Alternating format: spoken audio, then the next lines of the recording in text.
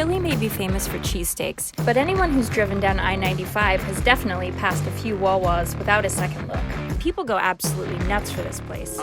We need a Wawa hoagie. Should I get turkey roast beef or bologna? For a gas station, Wawa inspires unusual amounts of customer devotion and loyalty. More than one obsessive fan has gotten a tattoo of its logo, and numerous petitions have been launched by customers who want Wawa to come to their cities, ask a customer to perform a Wawa jingle, and they might even burst into song right in the middle of the store. Mama, I love the Wawa. Mama, I love the Wawa.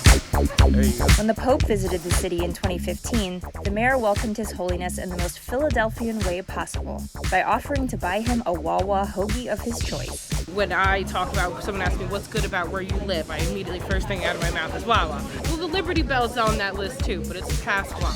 So what's so special about a gas station that serves sandwiches? First off, Wawa is not a gas station. It's like a convenience store times 100. Wawa is like if you took a corner deli that had like been a part of a community and turned it into a chain. Wawa started 50 years ago as a dairy market. It now has over 800 locations and rakes in more than $10 billion every year. And despite only having stores in 6 states, it's managed to clinch the title of America's favorite sandwich shop. And Wawa regulars all seem to have their own go-to orders. The hoagies are the best. I love the tuna hoagies with everything on it. Roast beef with cheese. Pretzels are my favorite. Despite being a chain, Wawa's managed to maintain a small town feel that keeps customers coming back day after day. People get loyal to their Wawas because they were always these little corner stores that you could go to that were also delis. You could pick up your basic groceries, or you could go there for lunch, or you could just get a coffee in the morning. In 2005, the Harvard Business Review praised Wawa for its intense employee training.